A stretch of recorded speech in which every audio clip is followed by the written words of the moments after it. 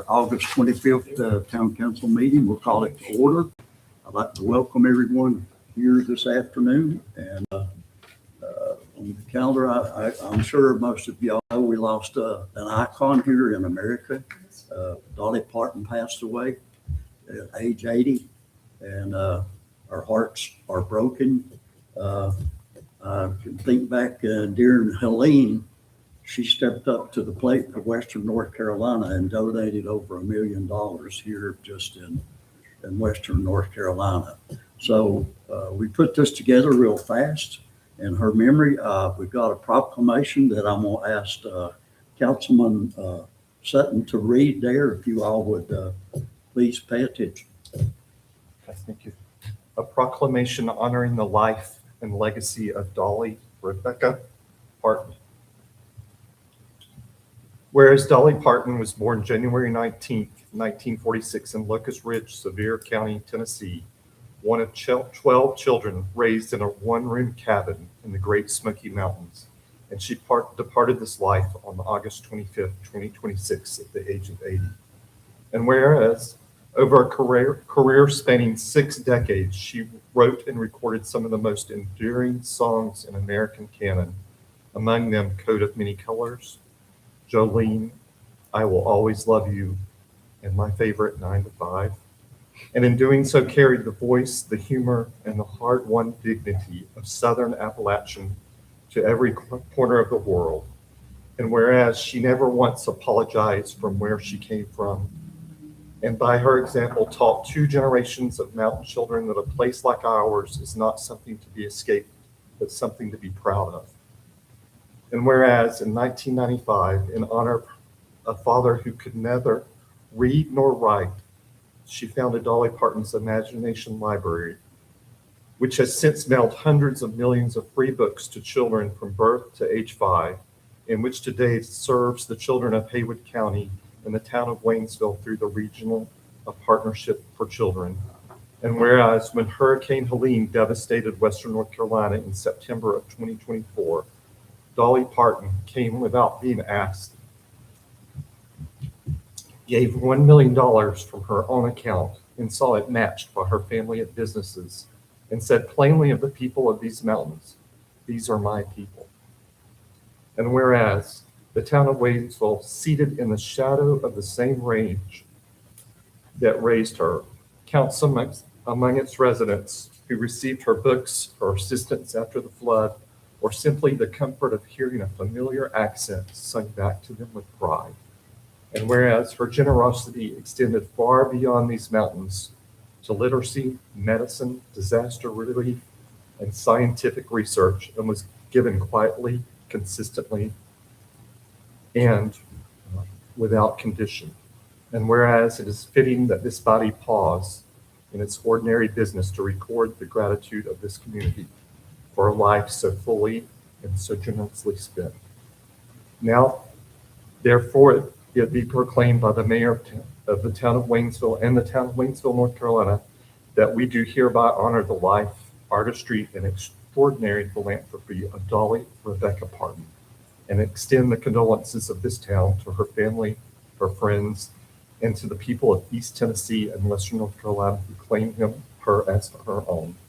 Be it further proclaimed that the town encourages its citizens to remember her best by doing what she said, reading to a child, helping a neighbor, and taking pride in these mountains and the people who call them home. Thank you, Anthony. Very, very well said. Okay. Move forward. Also in the calendar, September the 4th, we got the first Friday from 5 to 8 on Main Street. And on Monday, September the 7th, Labor Day town offices will be closed. And then Tuesday, September the 8th, will be our regular scheduled town council meeting. And that concludes that.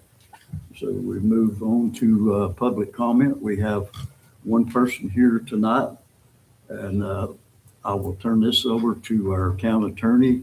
The rules are, most of y'all know, 3 minutes, time limit to try to keep us rolling. Familiar Ms. face. Hanson's already assumed the position, so I will let her proceed. Been here before. Yes. Greetings to everyone. Really glad to be here. Couldn't miss this opportunity. Beautiful sentiments and message. So thank you for representing so well.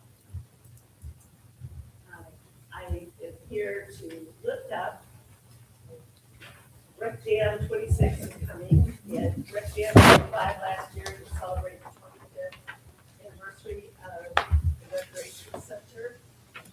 Someplace that connects people with communities and dogs run without being on a leash. And kids swim and have a beautiful, finish a wonderful summer camp and a lot of things going on with after school program today. So we all should be proud. I know I am as the chair of the advisory commission. I have some fellow members here. So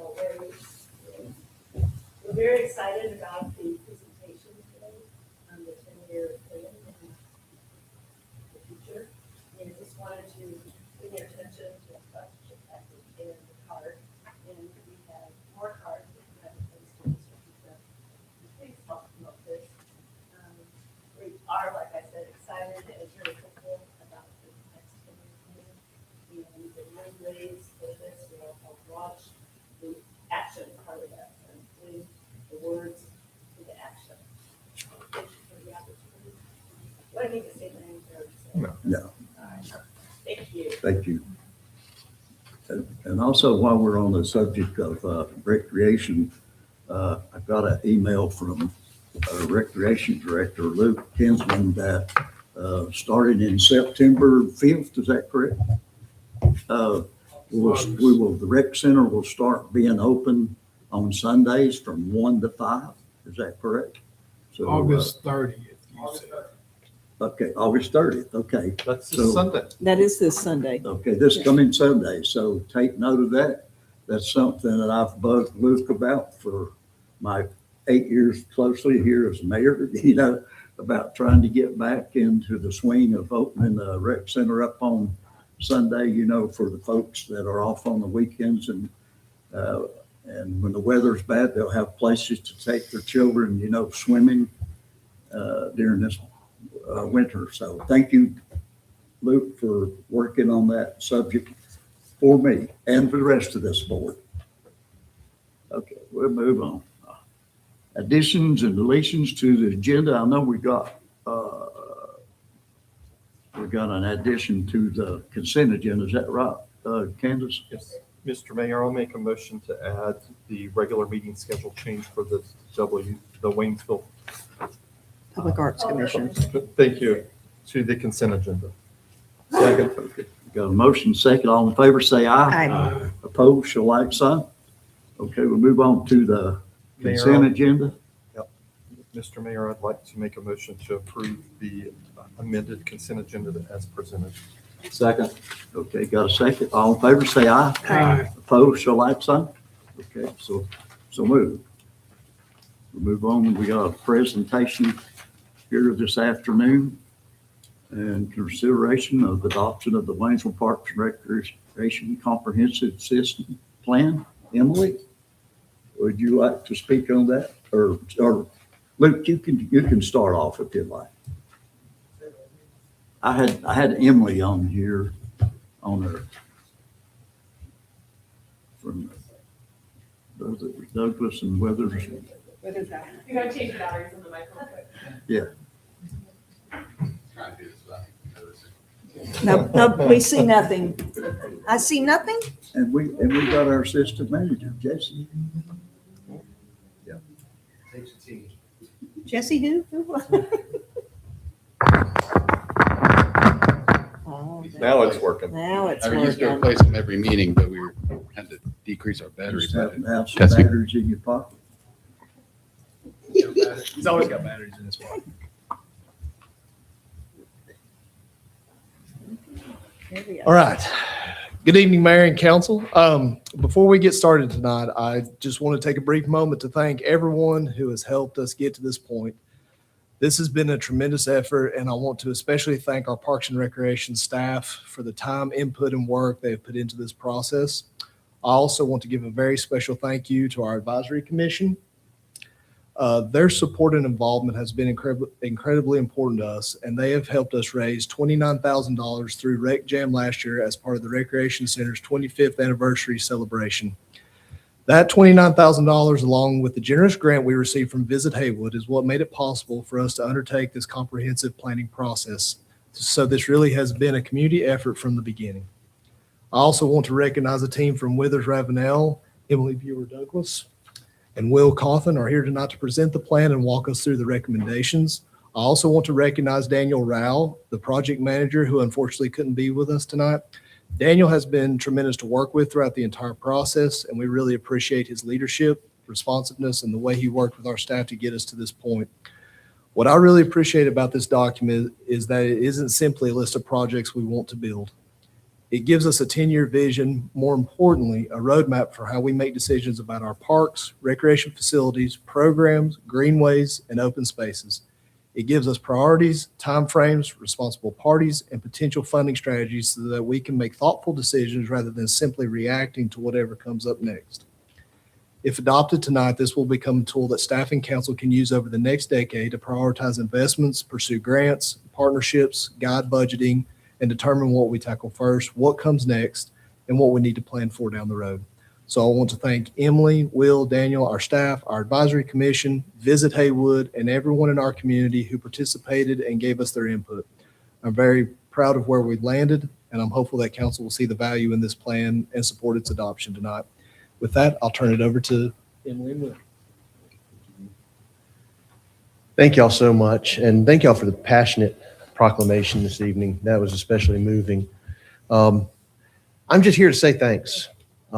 Mayor, members of the board, when we got selected to do this, we felt very blessed. I'm not going to tell y'all anything new because y'all already know how special Waynesville is as a community.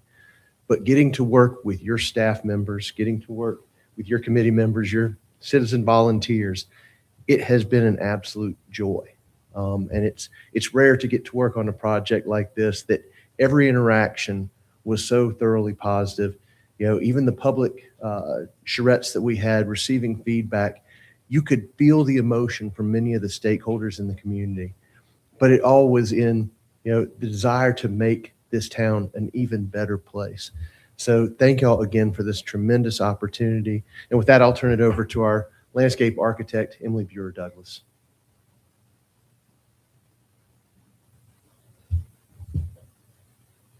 Thank you. Thank you for the opportunity to present this plan to you all tonight. We're excited to be here and talk about all the work that's been done so far. Over the past 9 months, our team has worked alongside the town staff and the community stakeholders, and through the public meetings and stakeholder meetings to help build a roadmap for the future of the parks, greenways, and recreation in Waynesville. And so tonight is really to walk you through how the plan was developed, what we heard from residents, and the priorities that are embedded into the recommendations that we're bringing forward for consideration tonight. So we'll have the overview, a little bit of the background, summary of the engagement that had occurred. And then one of the priorities that arose out of the engagement was the recreation park concept plan, and need to move that master plan forward. And then we'll talk through the vision and recommendations of the comprehensive plan and leave time for any questions. As Will had mentioned, the consultant team that has worked on this is Daniel Rao has been the project manager and has been the most involved in this. I have supported him as the landscape architect in the group. And then John Courtney is our director of Park and Recreation, who has also been involved behind the scenes on this as well. So the purpose of this plan, as Lee had mentioned, is really to kind of update the 10-year vision for the town's system, the Park and Rec system. And this is informed by the previous plans, but then in ongoing planning efforts, in addition to the input that we received through the engagement meetings that we had. Part of the analysis also examined the existing facilities, staffing, programs, and policies as well to evaluate if there were updates needed to those. And then the ultimate intent is to guide improvements and actions to enhance the parks and opportunities in Waynesville and the long-range recommendations with phased implementation. And really the goal of this and why it's important is it helps pre-position the town for grants. I know you have in-house grant services, so this helps.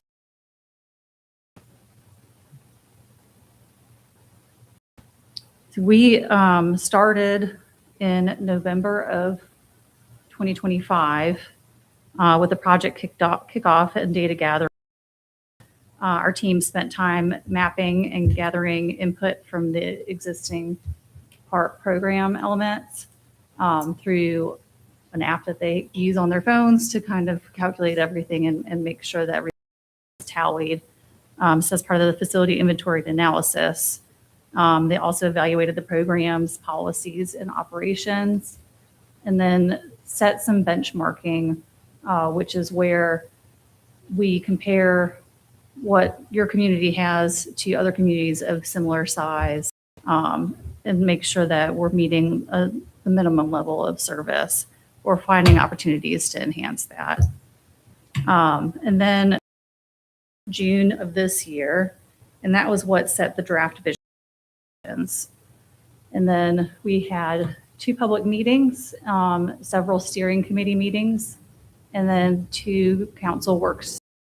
And then we refined the recommendations and the phasing based on input from those meetings and set the draft master plan out for review. And now we're here with all of the comments received and implemented. The background analysis, the existing conditions.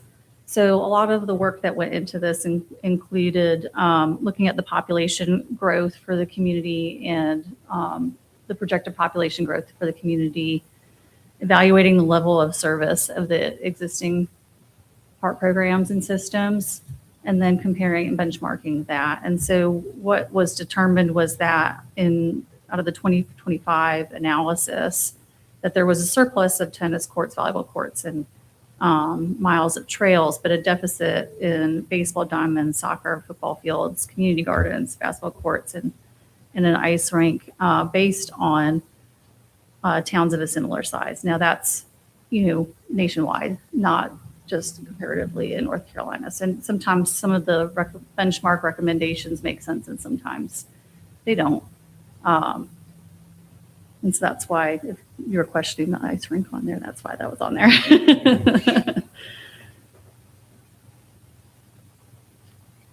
And then a part of the engagement summary, which was doing a SWOT analysis with the Parks and Rec Advisory Board.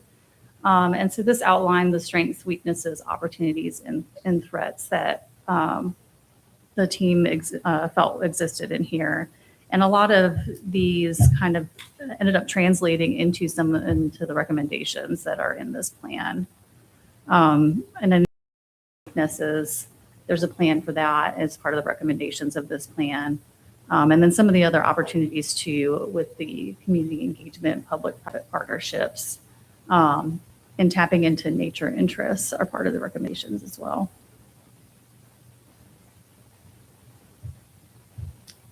And then we went into the gathering input phase of the project with the 2 town council work sessions, the focus group, interviews with Rainsville Rec staff.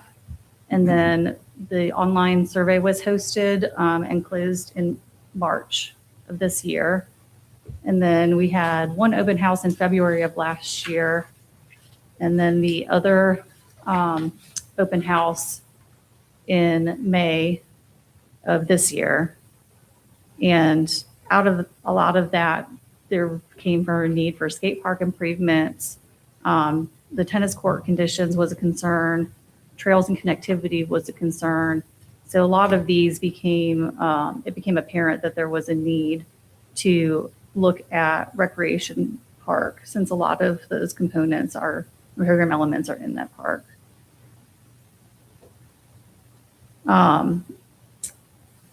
All of the input resulted in a wide variety of recommendations throughout the system plan, which can include additional shade structures where it's lacking shade in different parks, expanding the trail development in coordination with regional greenway networks.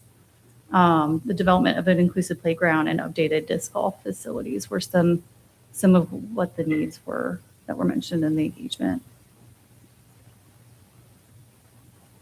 So with that, then, like I mentioned, a lot of the input related to program elements, recreation park, it became a higher priority to look at an updated master plan that started to address these recommendations and help push a plan forward to implement that also in phases. So we have been working on a draft concept for recreation park, and we will be scheduling a public input meeting to review that and review the elements and the proposed improvements in October. So please be on the lookout for notification of that public meeting, and we'd love for you all to come and review it with us and love to hear your feedback. Also, as part of the comprehensive plan is the development of an overarching vision statement. This is really to, at a high level, organize the list of implementable components. You have to start with a vision. And so this is informed by the key themes from the analysis and the public engagement meetings. From the vision statement, then we move down into goals. And so the goals are really to address the broad areas of improvement to help move that vision forward and inspiring the users to get active and connected across all ages.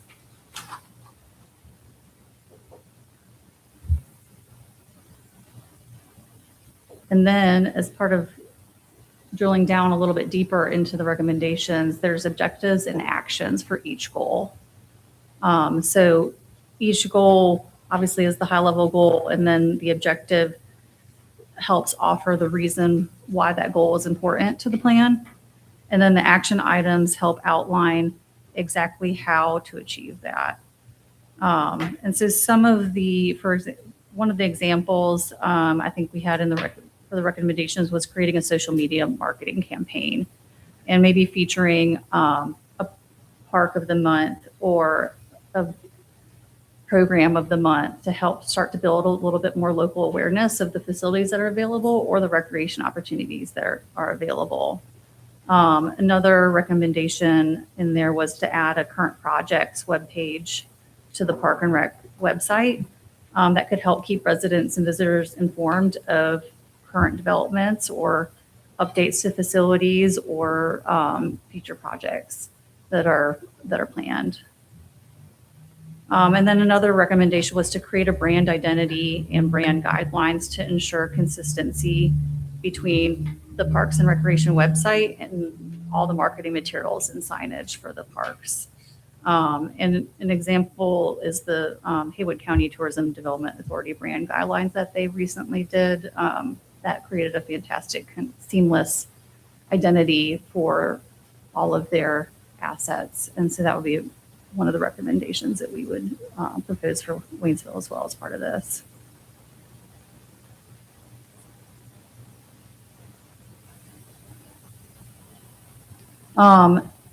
One of the action, as part of the recommendations, each action item has an anticipated effort, time frame, a champion, and a core theme listed within it. So that way responsibility doesn't get lost. So that there is somebody that is supposed to be championing it, and there's a time frame that they're supposed to be doing that within. And so there's an easy way to set review periods to evaluate whether things are moving forward in the manner that they're supposed to. I think every few years you should be evaluating if things need to be updated anyways based on your community needs. And so, this is a document that can be edited as your community needs moving forward as well within the next 10 years.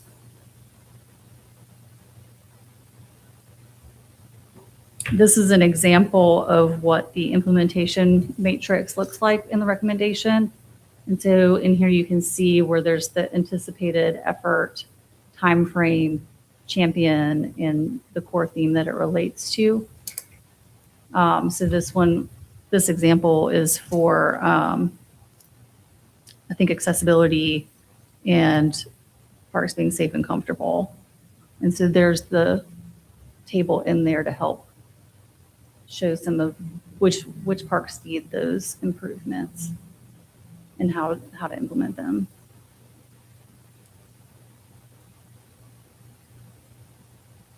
I believe there are currently 75 items in the plan. And that's pretty much it. So we're happy to answer any questions that you may have at this time. Chuck, you have any questions? No. Julie? No, sir. John? I have one comment and one question. First of all, thank y'all. I think this is my second go around with a master plan. So for the rec center, rec department, and when that dawned on me today, I've realized I've been around a while. And so thank y'all. This is obviously impressive, and I think it's important to note that this doesn't obligate us to any particular path or any particular expenditure, but helps guide those decisions going forward. And so looking at your last slide, just kind of you're amazed at everything that needs to be done over the next 10-year time horizon. And so what my question is of everything that is contained in that implementation plan, what are the three things you believe we should realistically be our highest priority over the next 3 to 5 years? I think the public input spoke a lot for itself. We really need to do some skate park amenity improvements, shade, water, a closer restroom. I know we have a restroom, so that was one big thing that we heard passionate about. The tennis courts, we resurfaced them. We knew that it was going to be a surface level fix, but my suggestion would be to rebuild those tennis courts correctly from the foundation up. I don't foresee or suggest moving them. I don't know where we would move to. That would be a whole nother separate project. We are currently pursuing part of grant for the playground, the wooden playground replacement. So you're getting into safety things and amenities. We've done a lot during Hurricane Helene, but I would say those improvements to Rec Park have really drilled us down. Trail accessibility, ADA accessibility within the park at Rec Park, crossing the railroad tracks, sidewalks, just that safer connectivity. A lot of these recommendations we can do in-house, but the big projects I would see being those. So let me just, I would love to see us really dig into those improvements at the skate park you mentioned. And here's why. First of all, the rec park as a whole, and I've said this many times before, is a jewel. And the people that live in Waynesville and Haywood County are so fortunate to have this as a resource. And so because of where my house is in relation to Russ Avenue, and I frequently participate at the rec center, and am so glad that Sunday is on the agenda again, because I've been there many times Saturday and wished I could get another workout in on Sunday. So you will see me there Sunday, or some of your staff will see me there Sunday. And so, but with Russ Avenue, the construction, oftentimes I'm going from Russ Avenue to my house, coming by Rec Park and the skate park. And I'm going to tell you, never do I go by there that place isn't just jam-packed. It is used all the time. And it is such a fantastic resource. And so I would really like to see us lean into those improvements, because I do think they will make a big impact on the experience of those folks that use that. And it's good stuff. So I noticed today, school is in process again, but there were adults at the skate park on skates. it's Skating there, during the day. Yeah. So it gets used just, I wouldn't say just as much as kids, but it gets used a lot. did y'all identify actual you were one of the big reasons why that got built to begin with. It took me 10 years. Yeah. And so thank heavens for your foresight. But it's been well used. So how are we looking as far as that particular park in terms of, we talked about some of the enhancements, but what about some of the maintenance and Yeah. and are there areas that could it be expanded and what have you? Yeah, so we've taken a deep dive. As far as maintenance, we're actually this week we've contracted out with artists and skate parks who built the skate park, and they're going to come do some repairs. The skate park has aged well.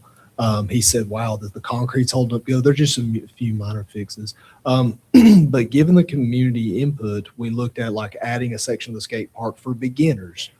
That was a big public input. And then having nice, shaded areas. Water is a huge need down there.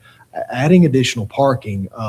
Before Mr. Heights retired, we talked about for the new rec park ball field down there, there's a parking issue. So helping the flow of parking, walking, accessibility, safety is really what we also drill down on. So in this concept plan that we're working on, that mapping, if you come to the public, you'll see what we've been able to tag as far as like additional parking spaces, safety connections, and I think that'll help alleviate some of the parking along the street right there. So, not just improving what's there and maintaining. A big part of this plan was I wanted to drill down on maintaining and taking care of what we have. Yeah, that's the twofold thing, is we've got to manage and maintain all these amazing resources that y'all have the foresight to create, but also building upon that past success. To your point, Mayor, the multi-generational use of that skate park, we saw that in action when we talk about how passionate some of the community response was. That skate community They came in there and it was parents and children, and you could tell they were equally passionate. And it made me feel good as a 51-year-old to see these young kids are still wearing the same cool, skate gear that we were wearing when we were teenagers. Same brand, same everything, but they all had a lot of the same requests about having that water, having that shade, making sure It's those in- assets are maintained. But that definitely bubbled up to the top, seeing that involvement. That definitely bubbled up. One other thing, you said top three. We've had a lot of feedback, not just from the public, town staff, because town staff uses the rec center a lot. And it's been a topic for years, expanding the weight room if we can. And it does get crowded in there. If we're ever able to expand that, I think we would have more weightlifters, more, there needs to be more space.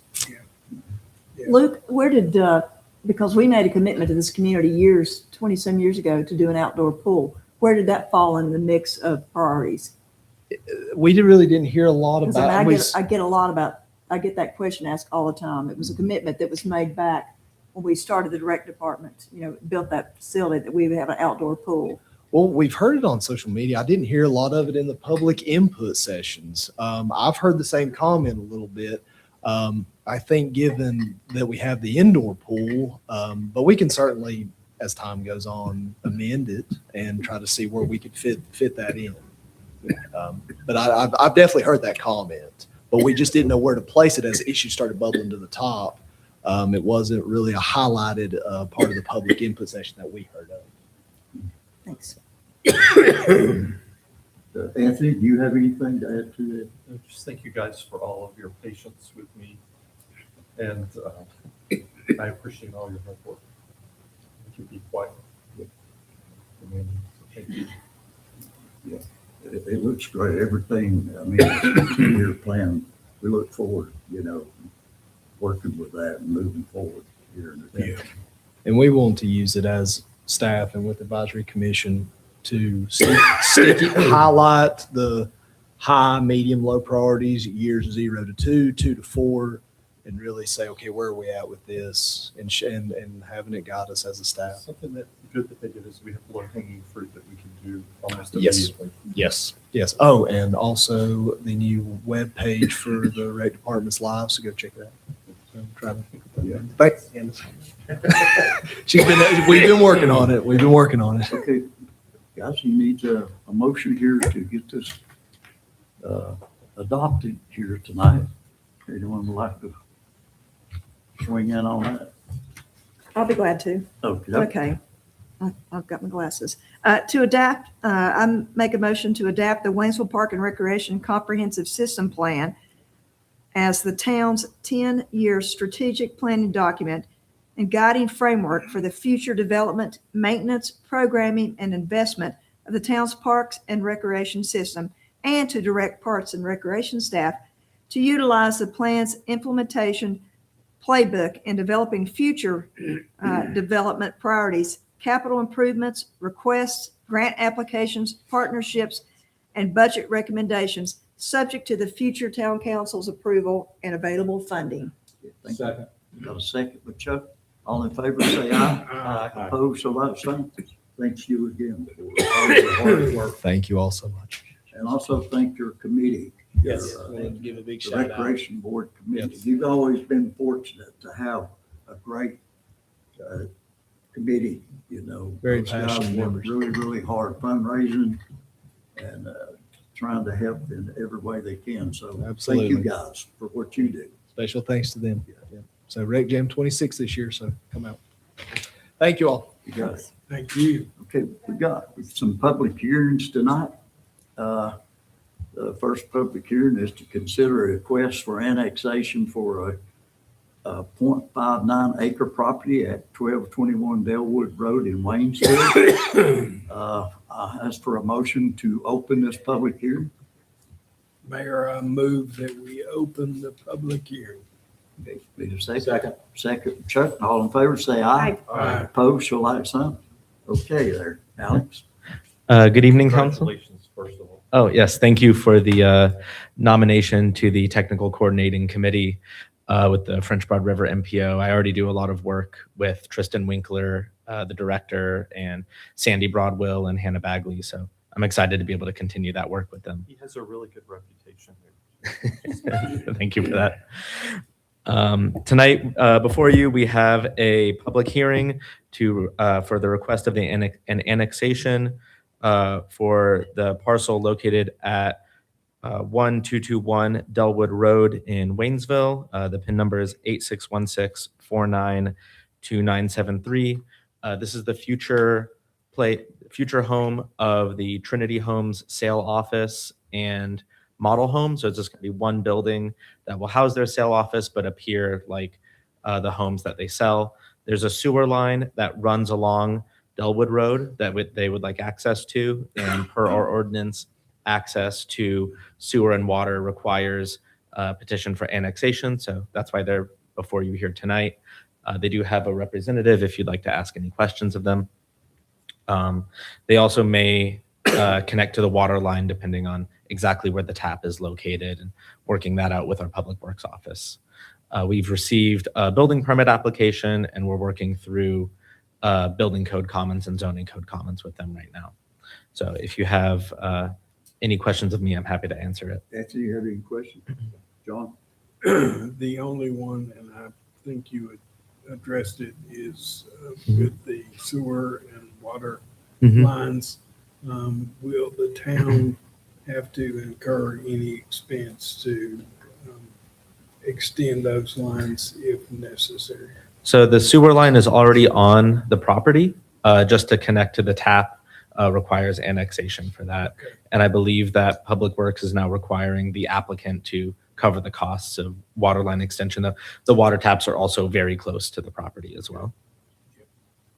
Okay. Joe, you have any questions? No, sir. Chuck? I'm just puzzled with the Delwood Road address. Mhm. It's really on the 4-lane, right? Yes, not Delwood City Road. Goes to Maggie Valley. That's right. Yes, one sir. way, and then back along Lake Chinwaska. So, Mhm. oh well, never mind. I was trying to figure out where Delwood Road is. I thought. Yeah. Delwood Road is that 4-lane road, and then Delwood City Road is. I get confused about it as well. Yeah. Okay. So this is to the left of the. Go down to the intersection, then go left. Yeah, if you're coming north on Russ Avenue, you make a right. From this property. Make a right. Yes, So coming it's north on across the Russ street from the Avenue. Buttered Biscuit. That's what I Dunkin' thought. Donuts, I'm yeah. just trying to figure out where Delwood Road is. So Mhm. anyway, that's fine. Okay. That's what it is. Okay.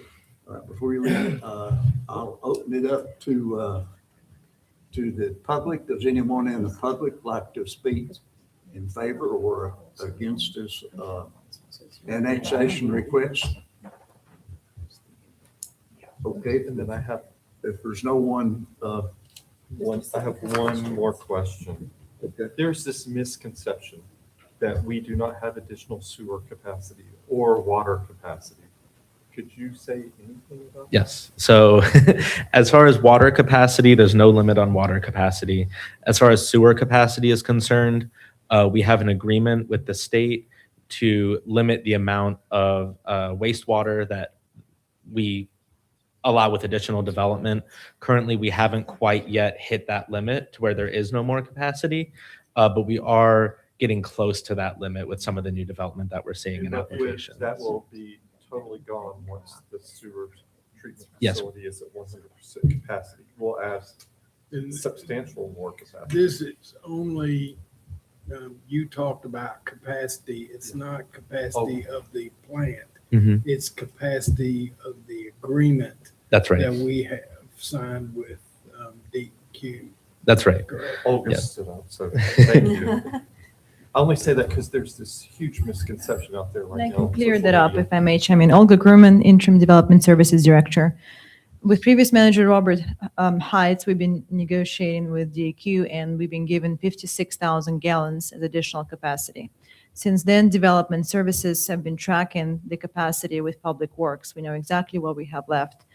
This capacity is limited only to sewer line extensions, not to the taps. It does not affect taps. In this case, this is a tap that wouldn't affect it anyway. And taps can vary. Sometimes taps can be for even several unit developments. For sewer line extensions, that's where we have to keep this capacity. For example, when Plot Creek came in, we had to subtract it. When Valleywood Phase 2 came in, we had to subtract it. And the way we calculated it, 75 gallons per bedroom per day multiplied by number of bedrooms. So we know exactly where we stand. We're getting close, but we're not quite there yet. So it's for extensions, and this is not. This is not an extension, correct? This is a tap. And just for clarification, an extension would have to be permitted by DEQ. So Correct. that's the check on the 56,000 gallons. Mhm. And just to further answer your question, the town of Waynesville, once the SOC is lifted, is in a very enviable position from a sewer capacity standpoint with a 6 million gallon per day wastewater treatment plant and only about an average flow of 1.5 million. So you're nowhere near your capacity, and Olga's exactly right. Extensions are all that are limited by the special order consent, which we hope sooner than later will be lifted. There's some work that's continuing to be done, and I think we have some equipment that we've been waiting on delivery, which will be here September 24th. So more than you wanted to know. But No, Thanks, that's Rick. exactly No, what we I need- wanted. The public needs to know that, Rick. Thank you so much. Thank you. So once we get that SOC, we'll be at like, what did you say, 1 to 6 million? So we'll only be at like 18% capacity. Okay, thanks for clearing that up for us, Olga. Okay, with no further discussion, ask for motion to close the public hearing. He already did. Oh, we do, I'm sorry. Yeah, ask for a motion to close. I move we close the public hearing. Got a motion by Chuck, Second. second by John. All in favor, say aye. Aye. Okay, you're up for adopting this ordinance. So I will need a motion in I that move order. that we annex the 0.59 acre property of 1221 Delwood Road, PIN 86164929973.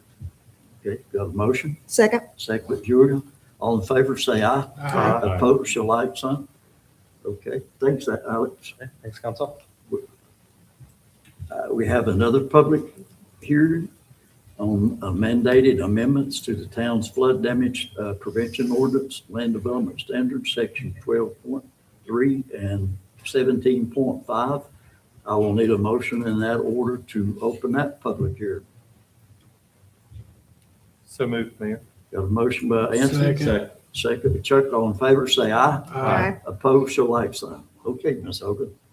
Good evening again. Thank you very much. This is a text amendment for land development standards, sections 12.3 flood damage prevention ordinance and 17.5 flood damage definitions.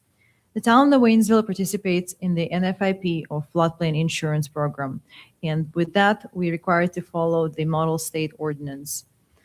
This program enables property owners, renters, and businesses in participating communities to obtain federally backed flood insurance administered by private companies and overseen by FEMA. In return, communities agree to adopt and implement local floodplain management regulations that contribute to protecting lives and reducing the risk of new construction and substantial improvements from future flooding. As a participating community, Waynesville enforces its flood damage prevention ordinance in Chapter 12 of the Land Development Standards and definitions from Chapter 17. In April this year, North Carolina Department of Public Safety Emergency Management announced the update to non-coastal flood damage prevention ordinance. Therefore, we need to update our ordinances.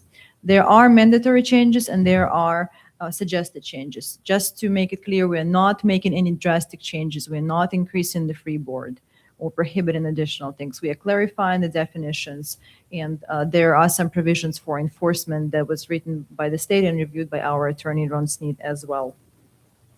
The model ordinance can be accessed through the North Carolina Emergency Management website. The updates to the ordinance include, but not limited to, revised definitions, additional clarifications, specifications for floodplain development permit certification, clarification of duties of the floodplain administrator, updates related to letters of map revisions, improvements to enforcement procedures, and provisions addressing recreational vehicles in floodplain and floodway. And we'll briefly go over these changes. We have sent this ordinance for review to the state NFIP office. They came back with no additional revisions or feedback. So from that side, we're good to go. When this ordinance is approved by the council, we will have to send it to our state office and to FEMA as well to make sure we're following the model ordinance. Staff submits that the proposed changes are consistent with the 2035 comprehensive plan, specifically goals 1 and 3. Goal 1, to continue to promote smart growth principles in land use planning and zoning, to encourage infill, mixed use, and context-sensitive development. And goal 3, to protect and enhance Waynesville's natural resources, protect and enhance water quality and forests, protect rural lands, iconic views, and mountain vistas. The proposed text amendment is reasonable in the public interest as it promotes community resilience, it ensures timely review of floodplain permits, further clarifies existing floodplain regulations, and allows Waynesville to remain in compliance with FEMA and state NFIP requirements and maintain its legal authority through the most up-to-date ordinance. It is a pretty lengthy document. I'll just go briefly over the changes that we are proposing. One substantial change is related to the map, letters of map revision. So we are in the process of getting the county maps updated right now by the state and by FEMA. And what the new change is saying is before the official maps are adopted, if the FEMA gives us preliminary maps and some standards are stricter on some areas, the elevations are higher than the existing maps, we are required to use the newly provided maps even before the official adoption of these maps. So this is very significant because we are supposed to get the maps. They keep pushing it back, hopefully this year, possibly next year. For the maps to become official, there are community workshops, there is appeal process, there is a feedback from the county, from the towns, from everybody who is affected. However, once these preliminary maps are given to us, if there is a property in question and the standard of proposed map is higher than the existing map, we have to go by the higher standard, by the stricter. So that is substantial change, but this is now in the model ordinance for any letters of map revision. Next change is related to elevation certificates. When the properties have to elevate their structures for construction substantial improvement, we are getting 2 elevation certificates preliminary prior to the work, where the surveyor comes and marks where the top of the first finished floor has to be, and the final one. There is a new form now of elevation certificate that came out a couple of years ago and became effective recently. And in the prior form, the final pictures were not necessary. They were only for flood insurance purposes only. Now the model ordinance specifically prescribes that the pictures of the building from all sides and the flood openings are required on the final elevation certificates. They have to be at least 3 by 3 in inches, and they have to be in color as well. We have been asking for that anyway, but now it is specifically prescribed by the model ordinance.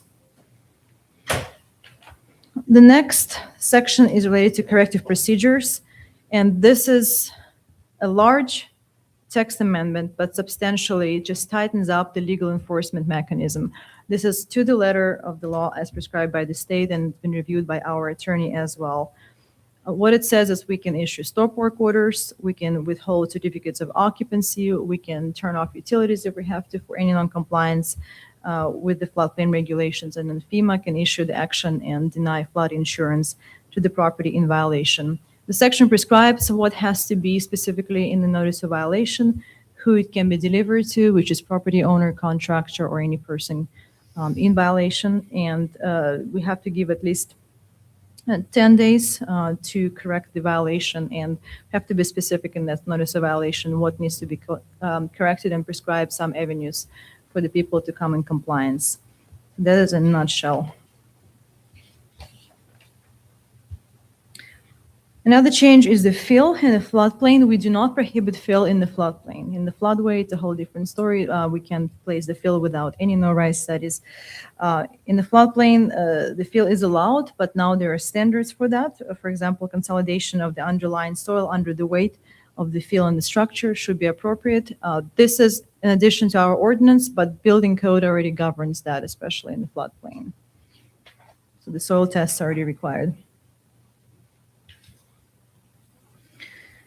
There is clarification that placement of campers, recreational vehicles, are not allowed in the floodway, period. It has been the case in the model guidance by FEMA. It just hasn't been specifically in our ordinance. In the floodplain, they are allowed to be located They just need to be road ready and have a active tag and wheels.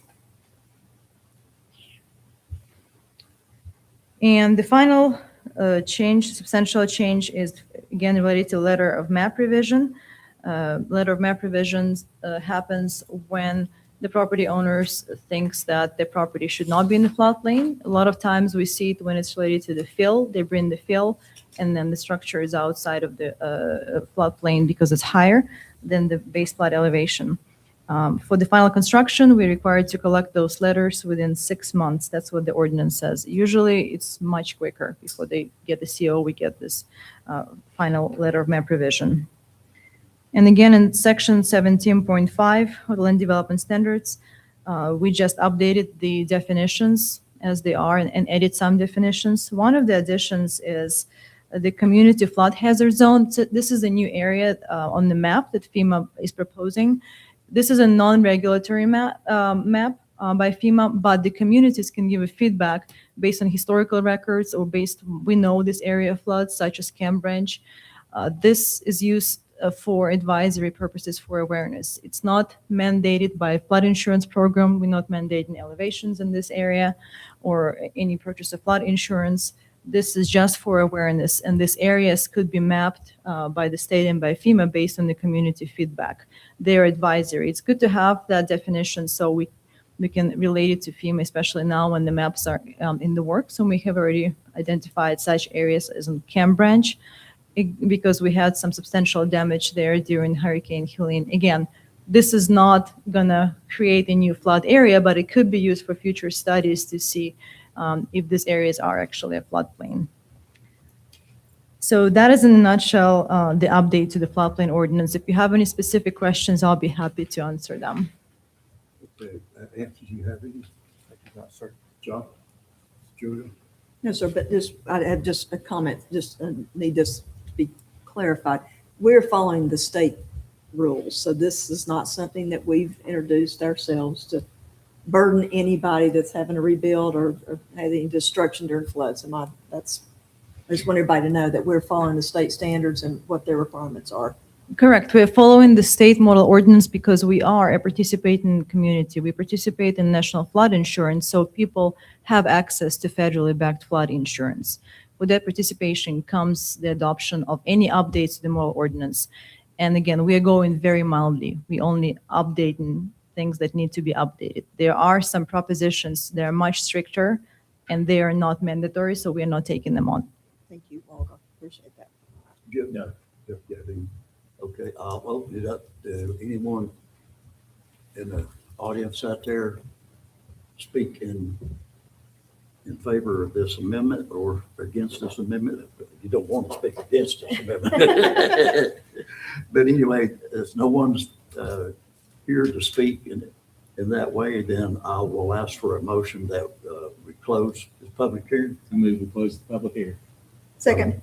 A motion and a second. All in favor, say aye. Aye. Opposed, show like sign. Okay, guys, you got two different motions here to make this happen. I'll make a motion to find the text amendment to the land development standards as consistent with the 2035 plan and reasonable in the public interest that it continues to promote smart growth principles in land use planning and zoning, encourages infill mixed use and context sensitive development. Okay. Got a motion? Second. Second by Julia. All in favor, say aye. Aye. Opposed, show like sign. We also have another motion to adopt this ordinance. It's not in the packet, but you said it was to preserve farmland. Those to protect the rural lands, iconic views, and mountain vistas. I'll make a motion to adopt the ordinance as written and that it's consistent with. Okay, got a motion. 2035 goals 1 and 3. Motion by Anthony, Second. second by Chuck. All in favor, say aye. Aye. Opposed, show like sign. Thank you. Thank you. Olga. Congratulations on your new job. You have some big old shoes to fill there, dear. Okay, we move on to item 6, new business. Approval of the CLG grant contract with Row House Architects. Alex? Good evening, council. This is the contract with the architect who will be performing the building conditions assessment of the municipal building. Previously, we've brought before you the CLG grant that we received last year to fund this project, as well as the contract with the state. We've selected Row House Architects as the firm for the project. They've done a lot of great work working on, I believe they worked on the Brookmont Lofts here in Waynesville, as well as doing work on the Flatiron Building in Asheville and the Radical Hotel in Asheville. So they're very familiar with historic preservation and adaptive reuse of buildings. So I know there were some concerns about BLE Engineering being listed. They're a subcontractor with Row House, though the contract is specifically with Row House Architects. This is a grant that's administered through the State Historic Preservation Office. So it is a reimbursement grant. We'll be reimbursed $6,000 by the state office. However, they ensure that the project is completed and that the deliverable is up to the standards that the state has prior to authorizing us to pay any money for the project. So I'm happy to answer any questions that Matthew, you you may have about the project. He solved my issues, so Mhm. thank you. Sure. No, sir. Julia? Yes, sir. So the purpose is to qualify that building for, Right. The purpose of this project is to make sure that we have a list of any issues that the building may have. The building is over 100 years old, and so the final deliverable will be a list of repairs either that are currently needed or that they may foresee needing in the future, as well as cost estimates of those repairs that would allow us to pursue further grants to help repair the building. if we wanted to renovate that building, nothing prevents us from doing that. Nothing prevents us, that's right. Okay. We'll need a motion to approve this professional contract. I'll make a motion to approve the professional contract with Row House Architects. Second. Second, Chuck, all in favor, say aye. Aye. Opposed, show like sign. Okay, thanks. Thank you, council. Thank you, Alex. Okay, folks, move on to communication from our staff. Our manager, do you have anything before us tonight? Yes, sir. Just a few things to mention to you. Previously, an agreement for lead service line replacement program was on council's agenda. And there were a number of questions about that. I want you to know we're continuing to work to provide you with the answers.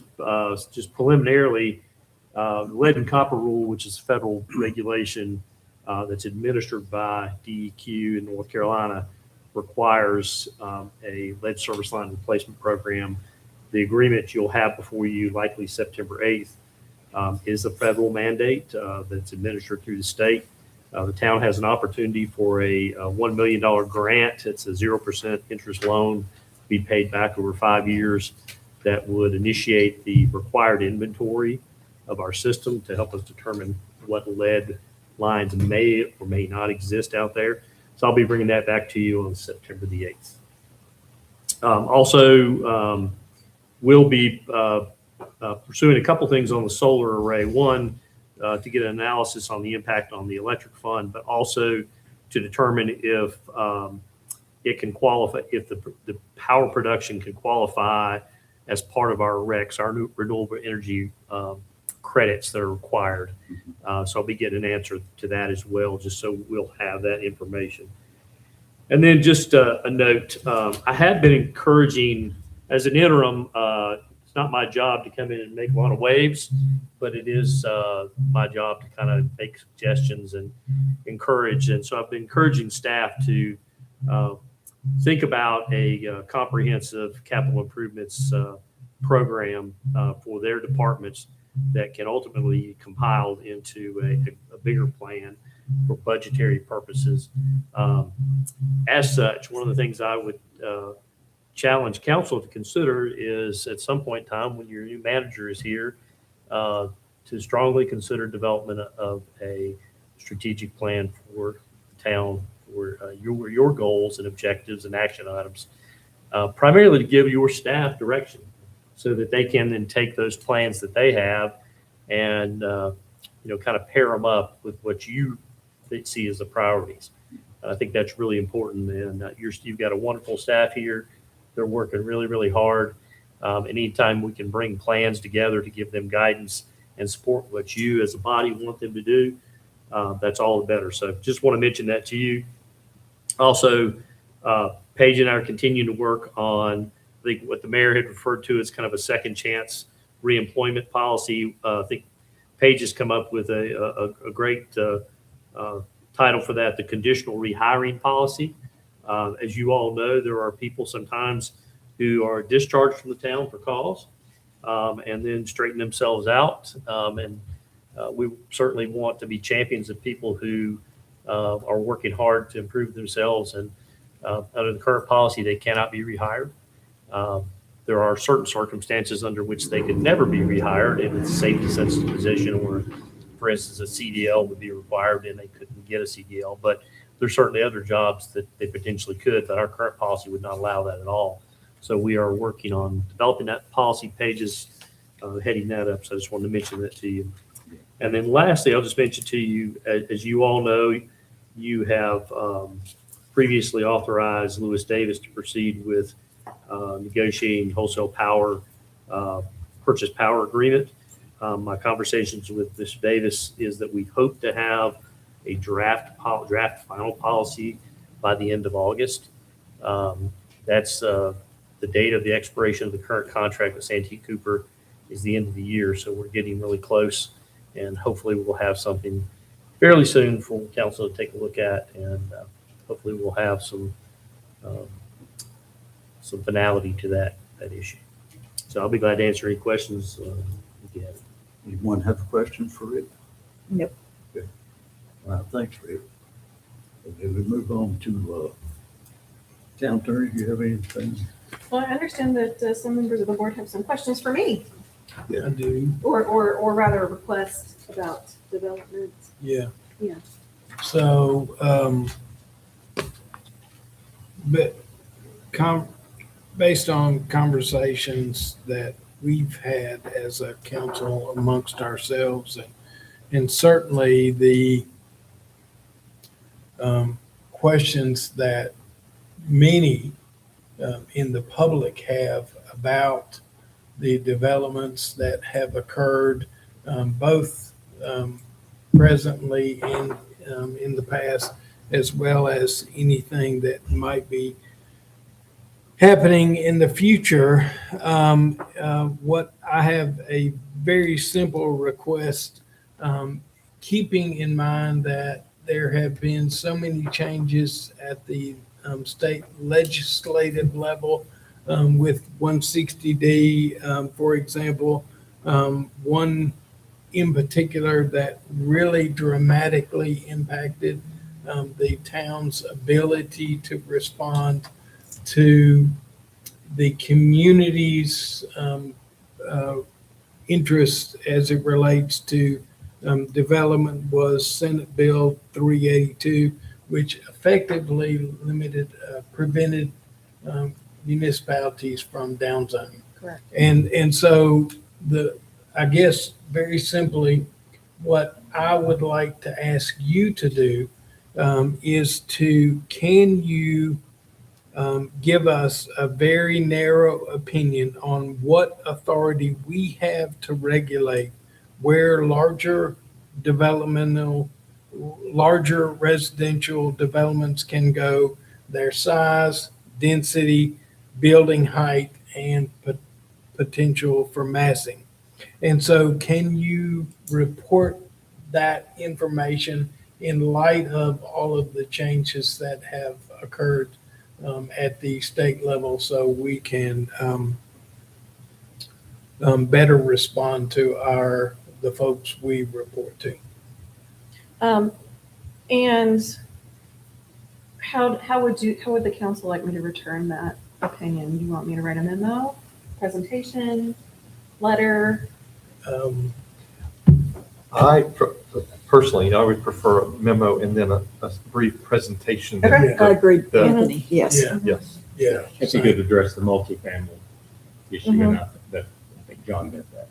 Yeah. Yeah, large developments. I mean, Yeah. the two most controversial developments that we've had in recent history have been Sure. the multifamily development on Plot Creek and then the Valleywood Farms subdivision. So those are Correct. different Correct. style of housing, but still Yes. challenging to the community in different ways. Correct. And specifically, Mhm. I would like it if you would address downsizing density.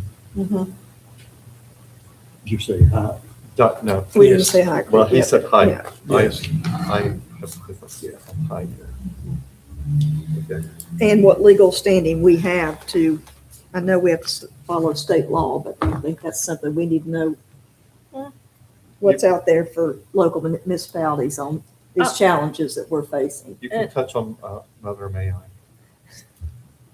That's where Mother May I stayed. Mhm. So Yeah. Yeah. Yeah.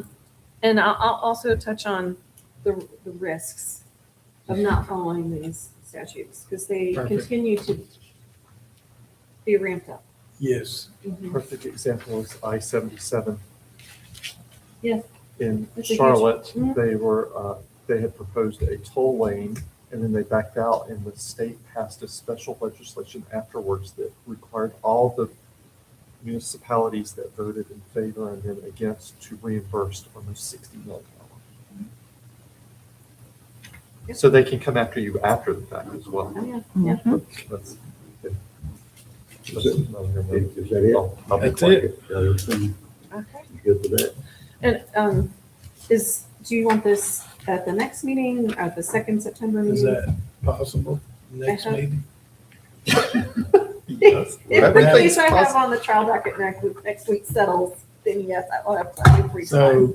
So, preferably next meeting, Okay. but understand you, have a, practice outside the town of Waynesville. Everything is possible with enough time and money. Indeed. Also, Councilman Dixon has advised me that I should not write a law review article, so I will make sure to keep it brief. Yes. Thank you. Good. Is that it for you? Yes, sir. Okay. Thank you, Mayor. Chief, you have anything that you would like to bring before the board tonight? Drug house solar today on Boyd Avenue to the circle. Get my contact list for you. Has been addressed, been an ongoing problem for a while. That was on Boyd Avenue. Yes. Yes. I had nothing to do with that.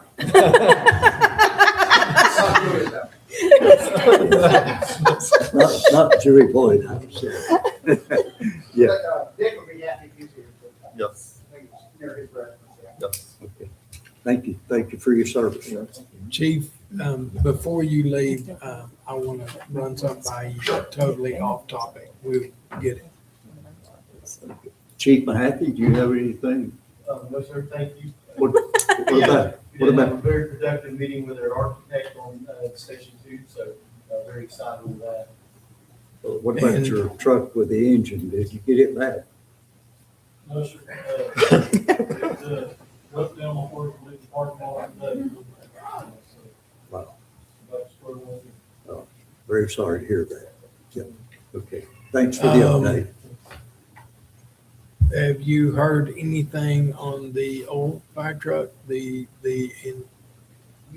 actually got some pictures. The guy, he's a mechanic by trade. But he's got a day job. He's doing this on the back burner because we have a very limited budget for donations. So he's ready to get it out of his shop. So he sent some pictures. Even had his wife pressed into service, doing some cleaning and stuff. So we hope it shouldn't be too long. This is the 100-year anniversary of that truck, so we really need to get it back running this year. So that'd be awesome. any chance that we have that thing by the Christmas parade? at the rate, we're supposed to have it back by then, yes, sir. Yeah.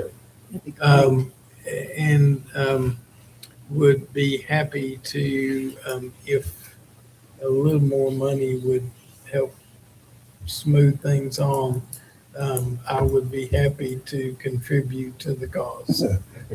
Can't beat that. I'll get a further update on that deal. Okay. Sounds great. We'll have to teach Julia to drive it for Christmas. I can do it. We'll have to have a class. Just tell me, to just Start that thing. teach me how to get out of first gear. That's all I need. Let's get her on. and see. Yeah. Yeah, okay. All right, we'll move on to communication. Communication from the mayor and council. I really don't have anything myself. Chuck, do you have anything? No. Julia? Nope. John? No, sir. No, sir. Anthony? Good. Glad you made it back in Me too. safe. Yes, thank you. Today was a challenge for me.